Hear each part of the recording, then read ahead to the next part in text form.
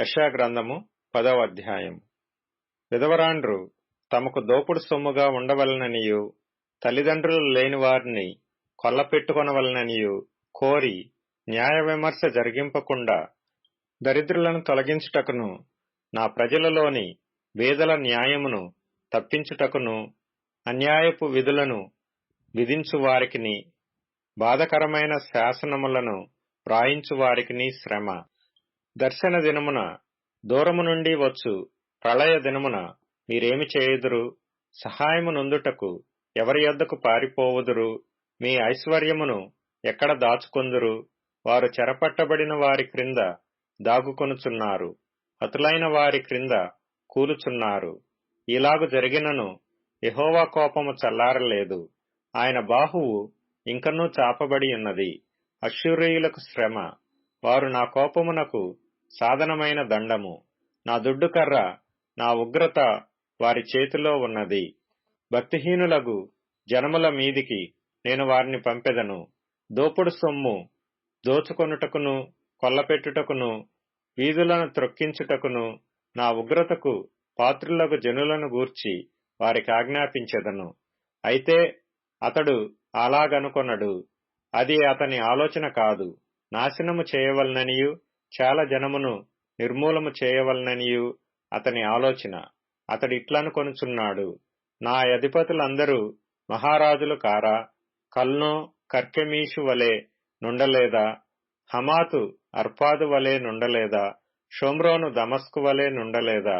విగ్రహములను పూజించు రాజ్యములు నా చేతికి చిక్కినవి గదా? వాటి విగ్రహములు యెరూషలేము షోమ్రోనుల విగ్రహముల కంటే ఎక్కువైనవి కదా?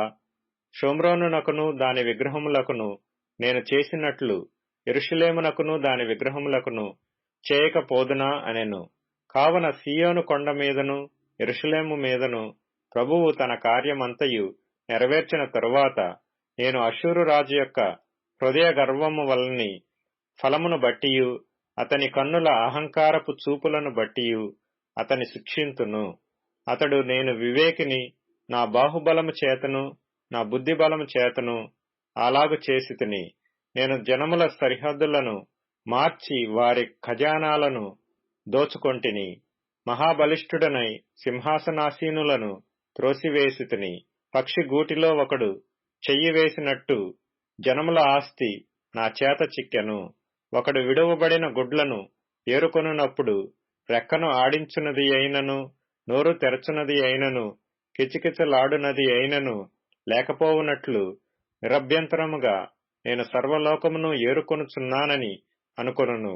గొడ్డలి తనతో నరుకువాని చూచి అతిశయపడునా?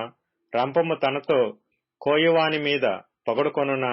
కోల తన్నెత్తువానిని ఆడించినట్లును దండము కర్రకాని వానిని ఎత్తినట్లును ఉండును గదా? ప్రభువును సైన్యములకధిపతియునగు యెహోవా బలిసిన అష్షూరీయుల మీదికి క్షయరోగము పంపును. వారి క్రింద అగ్నిజ్వాలలు గల కొరవి కట్టె రాజును. ఇశ్రాయేలు యొక్క వెలుగు అగ్నియు అతని పరిశుద్ధ దేవుడు జ్వాలయు నగును. అది అష్షూరు యొక్క బలు రక్కసి చెట్లకును గచ్చ పొదలకును అంటుకొని ఒక్క దినమున వాటిని మృంగివేయును.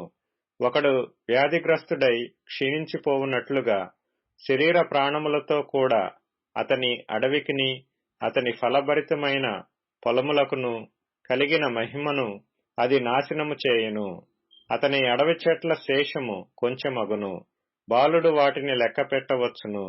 ఆ దినమున ఇశ్రాయేలు శేషమును యాకోబు కుటుంబీకులలో తప్పించుకొనిన వారును తమను హతము చేసిన వానిని ఇకనూ ఆశ్రయింపక సత్యమును బట్టి ఇశ్రాయేలీల పరిశుద్ధ దేవుడైన యెహోవాను నిజముగా ఆశ్రయించెదరు.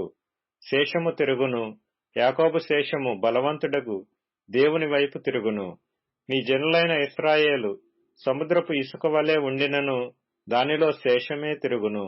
సమూల నాశనము నిర్ణయింపబడెను, నీతి ప్రవాహము వలె వచ్చును. ఎలయనగా తాను నిర్ణయించిన సమూల నాశనము ప్రభువును సైన్యములకధిపతియునగు యెహోవా సర్వలోకమున కలుగజేయును. ప్రభువును సైన్యములకధిపతియునగు యెహోవా ఇలాగు సెలవిచ్చుచున్నాడు, సీయోనులో నివసించుచున్న నా జనులారా, ఐగుప్తీయులు చేసినట్టు అష్షూరు కర్రతో నిన్ను కొట్టి నీమీద తన దండమును ఎత్తినను వానికి భయపడకుము. ఇకను కొద్ది కాలమైన తరువాత నా కోపము చల్లారును, వారిని నాశనము చేయుటకు నా ఉగ్రత తిరుగును. ఓరేబు బండ యొద్ద మిద్యానును హతము చేసినట్లు సైన్యములకు అధిపతియగు యెహోవా తన కొరడాలను వాని మీద ఆడించును. ఆయన దండము సముద్రము వరకు వచ్చును. ఐగుప్తీయులు దండమెత్తినట్లు ఆయన దానినెత్తును. ఆ దినమున నీ భుజము మీద నుండి అతని బరువు తీసివేయబడును, నీ మెడ మీద నుండి అతని కాడి కొట్టివేయబడును. నీవు బలసినందున ఆ కాడి విరగగొట్టబడును. అష్షూరీయులు ఆయాతు మీద పడుచున్నారు, మిగ్రోను మార్గముగా పోవుచున్నారు, మిక్మషులో తమ సామాగ్రి ఉంచుచున్నారు. వారు కొండసందు దాటి వచ్చుచున్నారు, రామా వణుకుచున్నది, గెబలో బసచేతము రండని అనుచున్నారు. సౌలు గిబ్యా నివాసులు పారిపోవుదురు. గల్లీములారా, బిగ్గరగా కేకలు వేయుడి. లాయూషా, ఆలకింపుము. అయ్యయ్యో, అనాతోతు, మద్మేనా జనులు పారిపోవుదురు. గిబా నివాసులు పారిపోదురు. ఈ దినమే దండు నోబులో దిగును.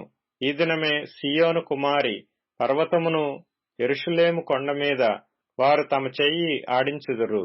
చూడుడి, ప్రభువును సైన్యములకధిపతియునగు యెహోవా భీకరముగా కొమ్మలను తెగగొట్టగా మిక్కిలి ఎత్తుగల చెట్లు నరకబడును, ఉన్నతమైనవి పడిపోవును.